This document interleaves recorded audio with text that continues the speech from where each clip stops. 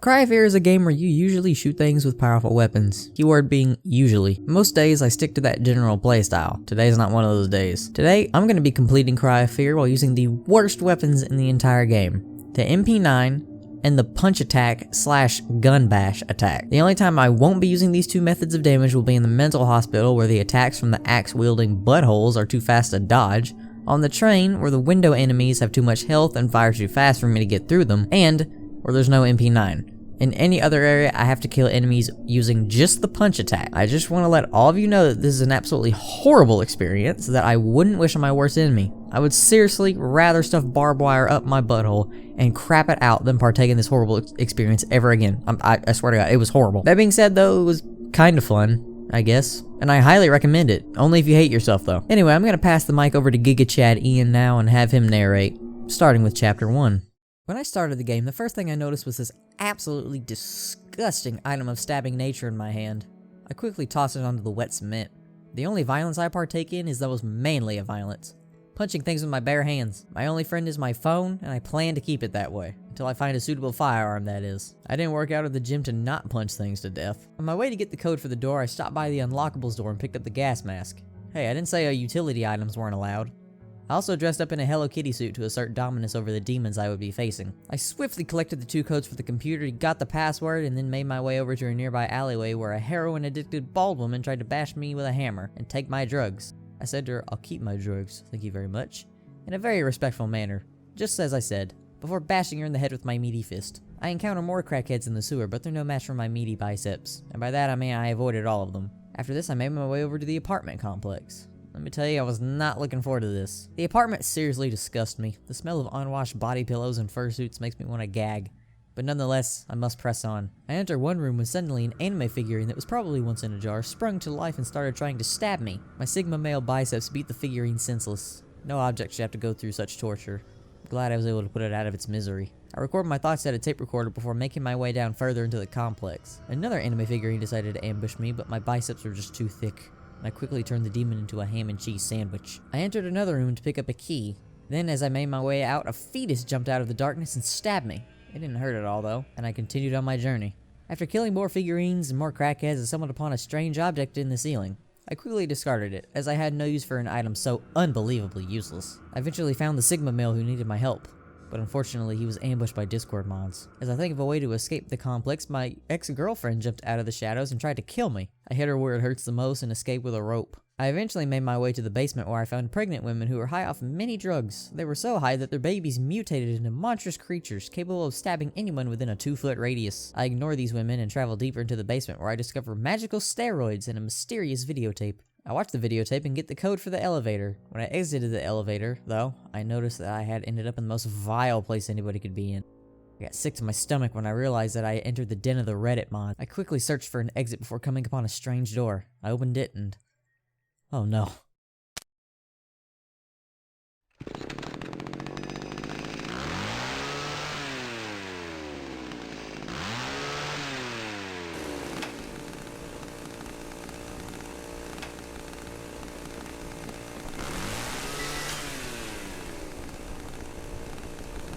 It's Bryce Up from the YouTube channel, Jimmy here. He heard about what I did to his anime figurines and he swears to get his revenge.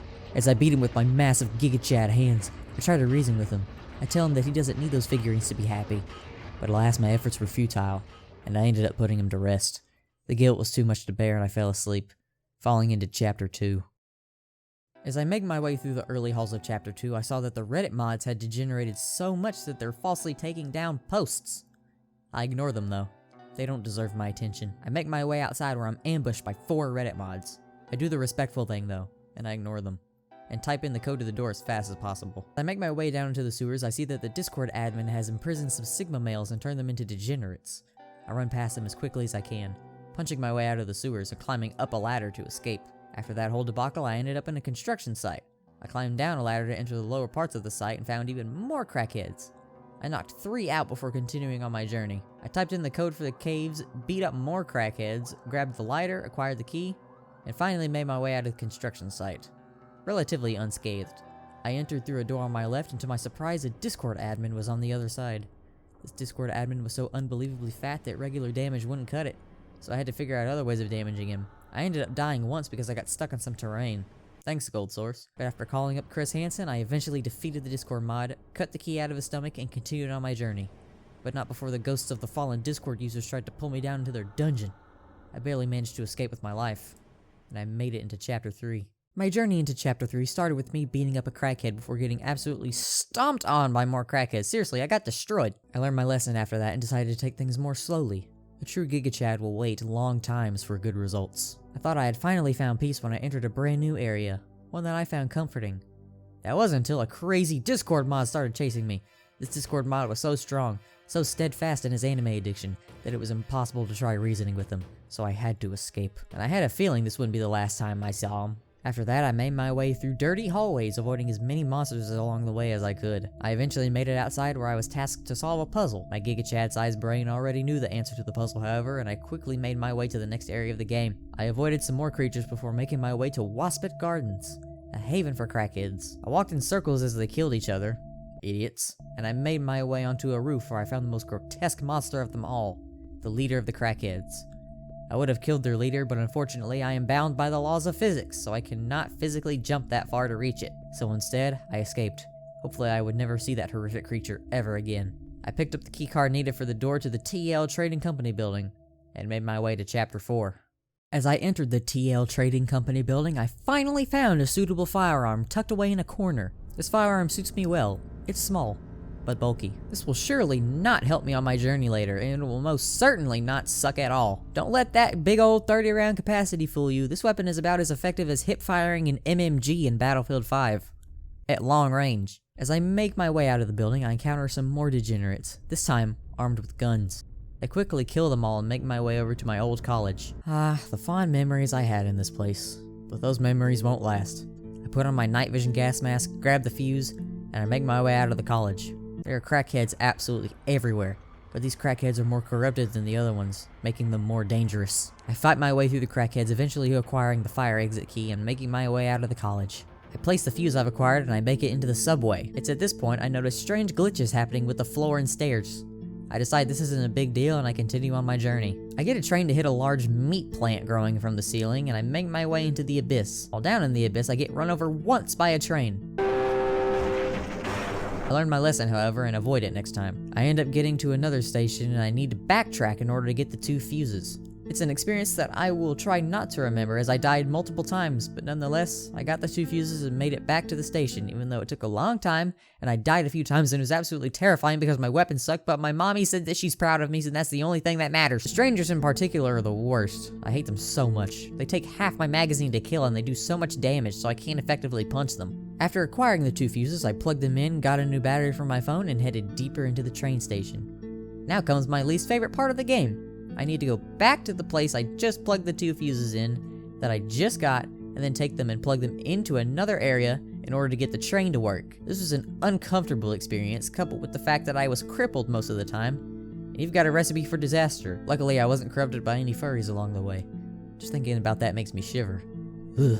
I managed to make it out of the mind maze relatively untouched, and went down the escalator to find that the degenerates had killed themselves for some reason. Most likely due to the fact that they spent thousands of dollars on Genshin Impact, only to just now realize that those girls in the game aren't real. Those girls aren't real. They don't love you. They never will. I continue to ignore the extremely glitched out stairs and I press on. Oh, and I forgot to mention we're in Chapter 5 now. Chapter 5 was easily the easiest and shortest chapter of the bunch. Now, I think I need to explain exactly what I had to do on the train in order to beat this, because the creatures popping through the window did so much damage, and I didn't have enough ammo on my MP9 to kill them all. And since they did so much damage, I couldn't punch them to death because I would just die.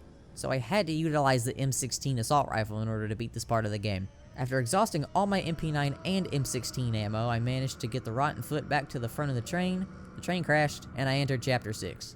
After the train crashed, I escaped into the woods where I could finally touch grass in peace. I ignored all the sticks and lanterns and instead decided to wear my gas mask the whole way through, punching things to death. A weeb tried to ambush me with his weeb whacker. Luckily, I managed to escape him in time. Afterwards, I escaped into a building where multiple crackhead white ladies phased through the wall and stabbed me to death. I decided enough was enough. I had enough of the glitches, and I validated my game files. Sure enough, That seemed to fix everything. All the glitches were fixed, and all of my unlocks were gone. After collecting the scissors and dropping the TV, I made my way over to the mental asylum where I had to use the Glock in order to clean up the axe murdering crackheads. After giving the gun to the doctor and then killing him, I headed into the next chapter. From now on, it's all punching. No more MP9s along the road. Gotta make it through the crackheads all by myself. Luckily, I'm able to remember my old Gigachad ways of beating things to death with my bare hands, and I set off to chapter 7. After a peaceful boat ride, I searched through some houses before falling through the stairs and encountering more crackheads. At this point, killing them will do nothing. I need to find the source of this madness. I traveled through the sewers, almost drowning while I was down there and encountering another degenerate. Thankfully, my Sigma male lungs managed to hold out, as well as my stamina. Once out of the sewers, I made my way downtown, walking fast, trying to find the house where all of the creatures seemed to be coming from. Finally found the house, and inside was a book. The book pulled me into a dark realm. This realm must have been where all the monsters were coming from. This was chapter 8, the final chapter. As I climbed my way through the twisting, dark, bloody hallways, I eventually found a large tornado made of papers and books. I climbed up the books and traveled up the elevator. And who was waiting for me, you may ask? Well, it was none other than Jason Citron, the CEO of Discord himself. I thought I could easily beat this boss, but unfortunately, after all of my traveling, my Sigma male muscles started to give out, and I collapsed to the ground multiple times. I thought about quitting. I thought about giving up. But I said no. And I rushed back inside, ready to finish this. After I had killed all the crackheads, I plugged in all of the valves in and beat Jason senseless, deleting Discord for good and restoring peace to the world.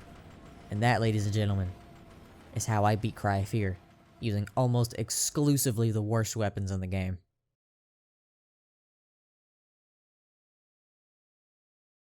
Well, thanks for watching, peeps. Sorry if this video seems short. I was kind of rushed for time because I had to get this video out by Friday, and it's currently Thursday when I'm recording this audio, which means I'm going to be editing all night, which is great. I enjoyed making this video, so I hope you enjoyed watching, and I'll see you guys next time. Peace out.